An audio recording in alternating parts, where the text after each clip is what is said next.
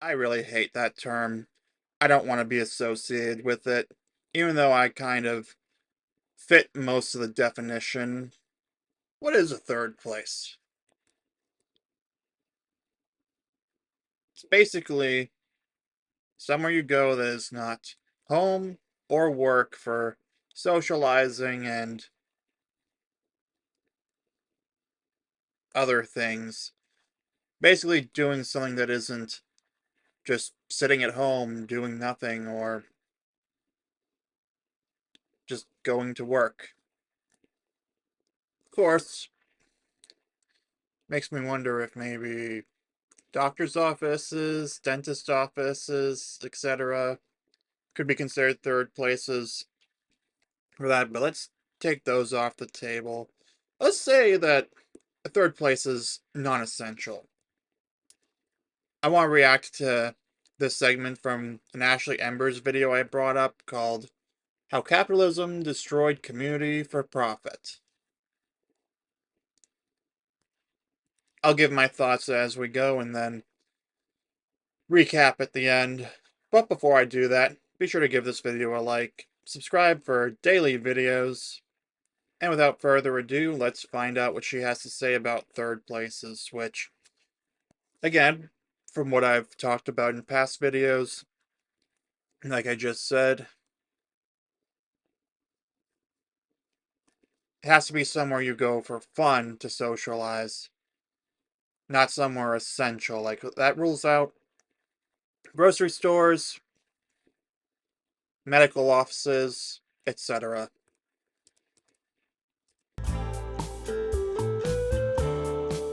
Moving on to the positive, let's talk about what solutions we have for this situation we found ourselves in. The most popular solution in this battle of loneliness is the increase of third places. If you didn't know about third places, they are public spaces crucial for neighborhoods as a space to integrate, gather, meet, and talk, often with little to no cost of entry. If the first place is home and the second place is work or school, the third place is a place that you can socialize with people who are not found in either. There's not many places, neighborhoods, and cities where it's super easy to walk.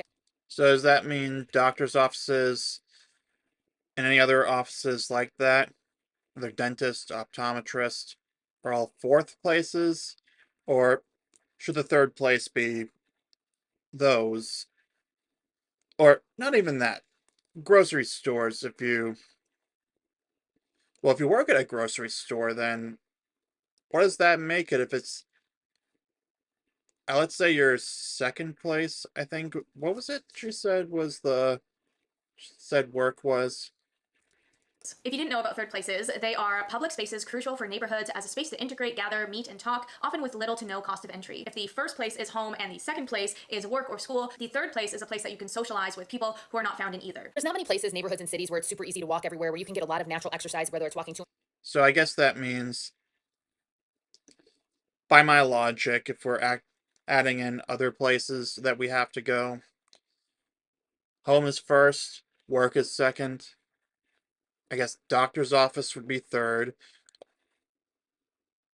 Fourth would be dentist. Fifth would be optometrist. I only say that one specifically because I went to an optometrist for the first time in almost 4 years this week. Honestly, I'm gonna have to guess that maybe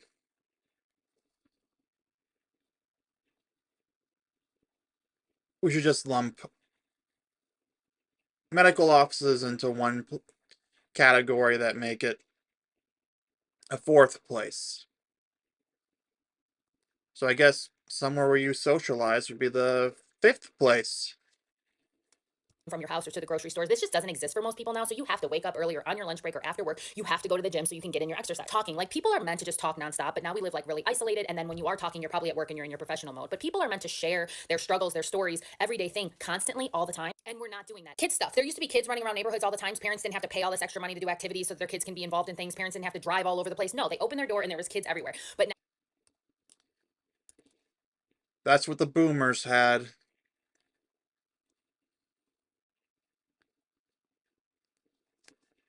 Yeah, and there was also the whole don't come home till the street lights come on scenario of Gen Xers and some of the older millennials. now that doesn't exist. So we do need to pay for activities. We need to do special things. We need to be driving our kids all around. Throughout history, coffee shops, public parks, libraries, salons, and malls have all represented third places. So what we're missing in our North American lives is more opportunity to socialize organically in our day-to-day. Now, while we do have some of these third places and they've been around for a while, they're just not getting used as much. Like I mentioned, the increase in technology means that we're getting out of our house less, but also with the cost of living crisis, we can't afford to go out. As the cost of living skyrockets, especially in cities, access to third places becomes gatekept by the imposition or increase in the cost of entry. Coffee shops, historically the archetype of a low-cost and vibrant third place, become less and less accessible as the price of a cup of coffee increases. Bringing it back to the isolation of the family and the lack of third places for them, we live in a world where children are often villainized for being out in public, and so we keep them separate. It seems like if children aren't able to act like adults, then they're not welcomed. Think of the way that children are expected to act in restaurants, at weddings, on plane rides, just quiet and unseen. The thing is, Not from what I've observed.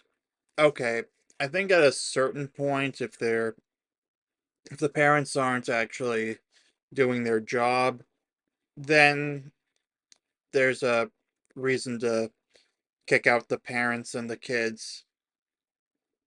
Like, I don't think I've ever seen a level of intolerance for children misbehaving unless it reaches an extreme point like Minecraft movie screenings. Although I always say, again, if you're someone who doesn't want to be around families out and about, the burden is on you to figure it out. And as I said before in my video about how American public spaces are welcoming to families, literally every restroom I've ever been in, every public restroom I've ever been in has had a diaper changing station. Try to tell me in the comments down below how that's not family friendly, how it's not accommodating for families with small children. this isn't how children are treated in other places in the world. Like in a lot of European countries, children are accepted and integrated in the day-to-day life. They're often given their own third places. This gives them the opportunities to socialize, of course, but it also leads to parents not feeling so isolated when they do make the choice to have children because those kids aren't invited into their social life. An example of this is Annie Samples, an American mom who's living with her family in Denmark, who shares on Instagram that for Copenhagen residents, playgrounds and parks are a space for the whole family. Here are a few things you may not know about Copenhagen parks and playgrounds. Most Copenhageners live in apartments, so our parks function as our backyards and are super important for family time and socializing, so we really need them to be equipped to meet our needs. Most importantly, parks and playgrounds here have clean and functional public restrooms with diaper changing stations. Thanks, tax dollars.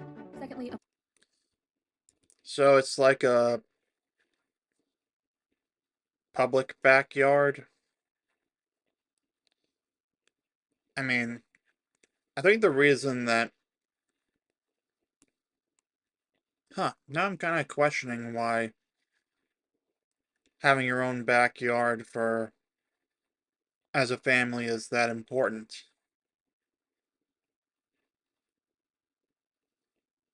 Nah, it's still a good arrangement so you have your own space to have a more controlled environment. I'll say that much. Public parks still exist here in America. You've just gotta look for it or be willing to put in a little effort. of course, we need to eat, so parks here often have restaurants, coffee kiosks, and even beer, wine, or the occasional Aperol spritz. And yes, drinking in Danish parks and playgrounds is completely legal. We also have a number of staffed playgrounds, which have indoor play areas with board games, activities, toys, and vehicles they loan out. There are sometimes animals there to learn about, and they often host community programs. Overall, I think the city does such a good job of providing the perfect backdrop to let the good times roll. Another example of this is the Norwegian Railway, which have family-friendly cartridges with room to park strollers, play areas for the kids, books to read, and TVs with kid shows playing. The family-friendly train includes children in the travel experience, accommodating for families and making them feel comfortable for the duration of the trip. American mom Kelly Clancy, who took this train, said that instead of quietly sitting still for the entirety of the ride, they can enjoy a developmentally appropriate area where they can climb, play, and make friends. The family train car allowed Clancy and her husband to sit back, relax, and ease. How do they enforce seatbelt rules when it's time for that? You know, I could see American trains doing that, but I do not see airplanes being able to do this. They have to sell as many tickets as possible. From my experience of having been on a flight last December, I can safely say there is no way the FAA would ever approve that. And not for completely unjustifiable reasons. There are seatbelt rules. I mean, it would be an interesting experiment. Comment down below if you'd partake in a test of something like that. Because I remember on my flight back to Boston from Tampa, there was a family with several small children, including a mother with a newborn. About a row or two behind me.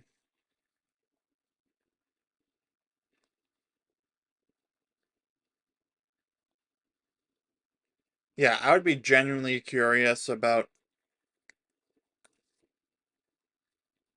what other people would have to say about that. Again, me personally, I don't think it's very practical to have all of that for because of safety reasons. I mean, ignore the fact that airlines and train companies are going to need to charge as much money as possible to, or have as many seats as possible to get as much, or to keep the cost in balance. You know, they may nickel and dime you for other things, but that's just that they don't have to increase the ticket prices, which, if the ticket prices suddenly went through the roof, but everything else was included in it, I don't think as many people would be happy compared to. Yeah, no one really enjoys the nickel and diming process of everything, but in regards to that kind of setup, I don't see any transportation authority here in America approving that. The worries that many parents feel when traveling with children, like disturbing child-free passengers. So often, parents become homebodies just because of the society that they're bringing. I just want to say, I hate the term child free. This is coming from someone who has no intention of ever having kids.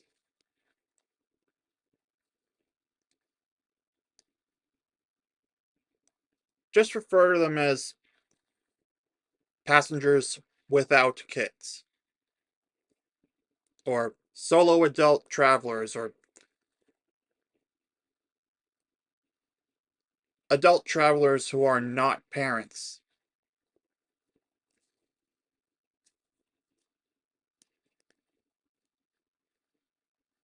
But yeah, I've realized recently I really hate that term. I don't want to be associated with it, even though I kind of fit most of the definition of that, because I think I've mentioned it in another video, but I'm going to say it again. It is borderline impossible to make your life 100% child free unless you build a cabin in the middle of the woods and never interact with another human being again. There are always going to be people who bring their kids when they go food shopping. There are always going to be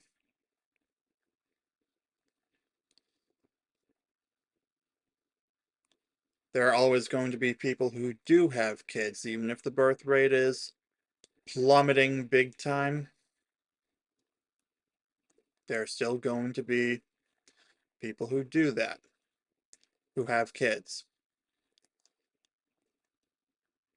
There are always going to be children in some part of your family tree, unless you're an only child and both your parents were only children, and all four of your grandparents are deceased.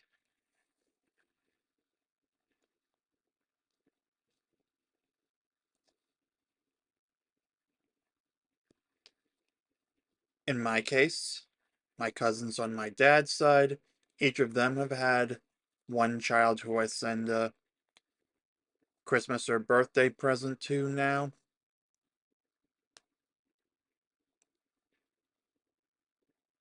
And I have three younger cousins who are under the age of 18.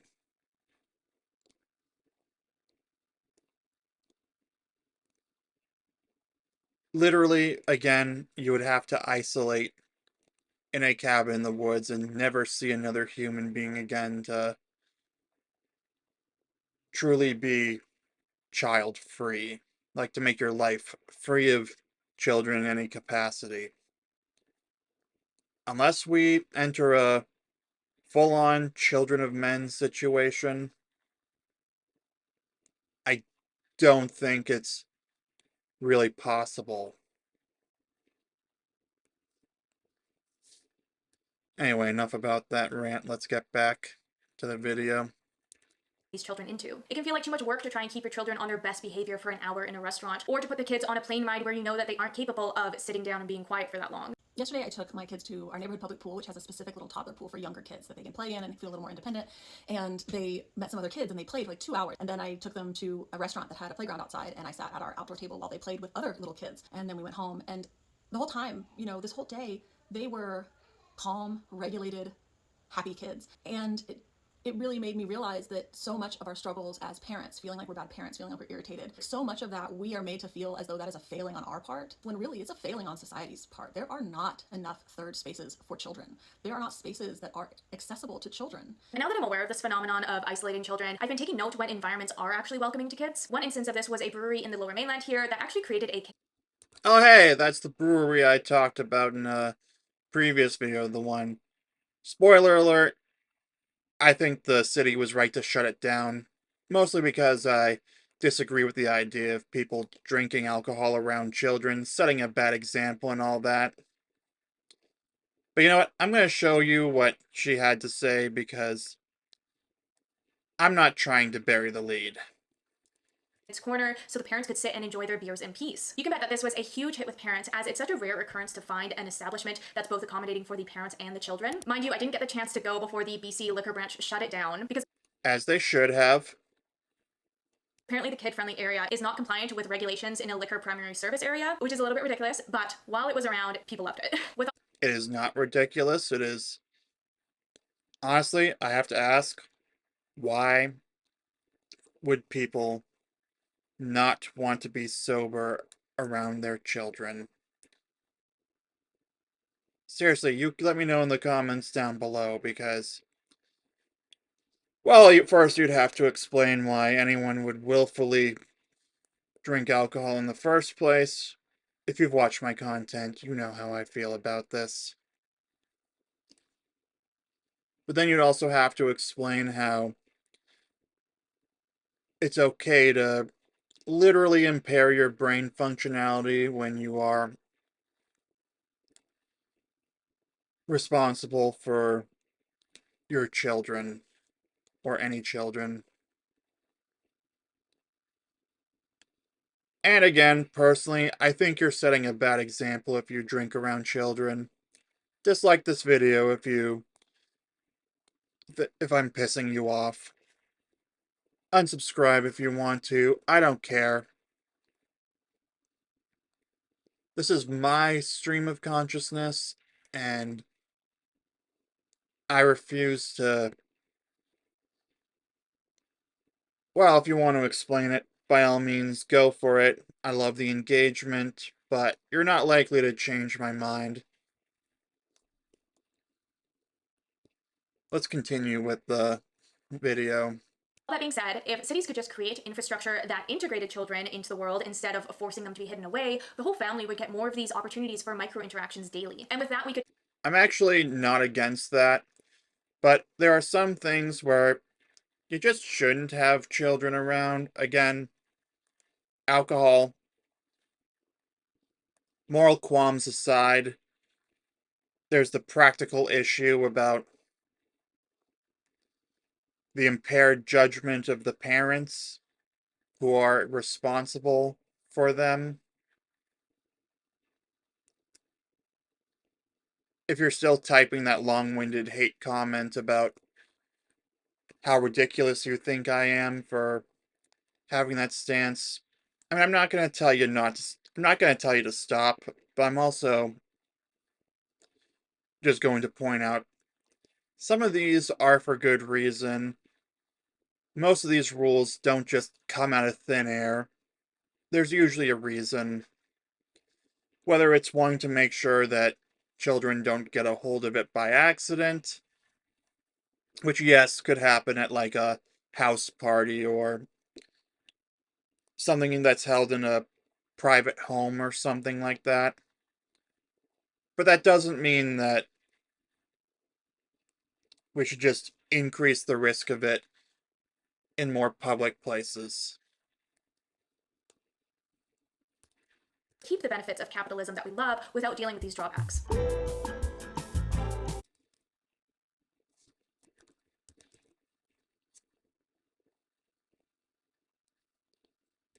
Okay, that's the end of the third spaces segment. That's really all I wanted to talk about with that.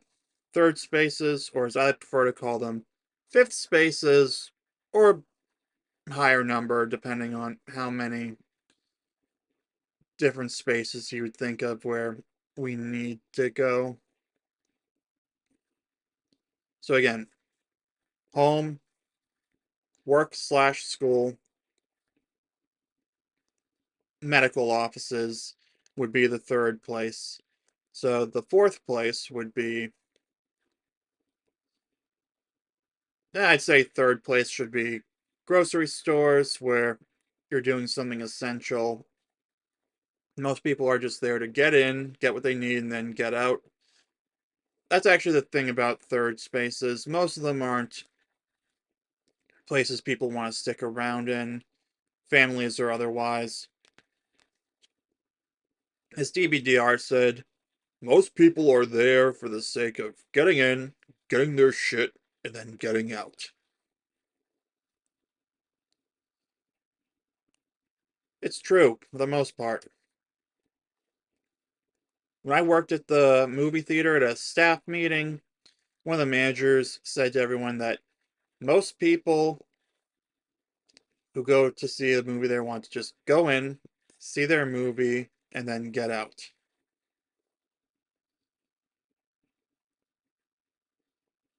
Now, they do offer like places to sit down in the lobby while you're waiting for your movie to start or for the theater to open up or something like that. I definitely sit down and write down my review.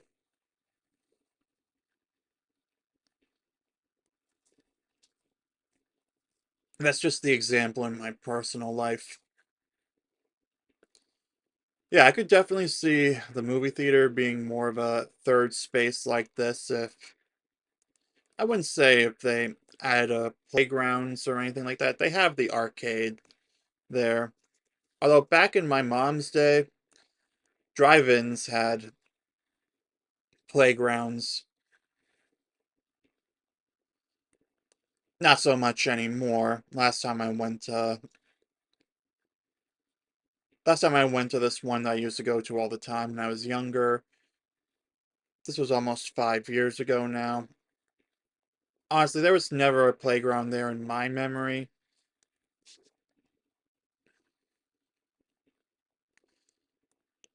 I'd like to think that there was a good reason for it. Again, most of these like ordinances and such aren't just pulled out of thin air. There's a good reason. Like drive-ins probably don't have playgrounds anymore, just like McDonald's is getting rid of the play place. It's because it's too much of a liability. Anyway, on that note, I'm going to leave it here for the video. You comment down below what you think of third spaces and such. Whether you agree with either my points or Ashley Embers' points. And if you want to let me know in the comments down below that I'm a dumbass because I don't think people should be drinking around children. Well, personally, I don't think people should be drinking, period. But if they do, for the love of God, not around children. Especially when you're the adult who is responsible for said children. Draw the line somewhere, please, if you're not just gonna not drink in the first place. Go ahead, leave the hate comments. I look forward to reading all of them, and I will respond to every single one of them with the quote from the article I responded to about traffic deaths, about how one drink makes it basically impossible for you to drive safely. And if it's able to just do that, I ask, why in God's name does anyone drink in the first place? So yeah, thanks for watching. I'll see you soon.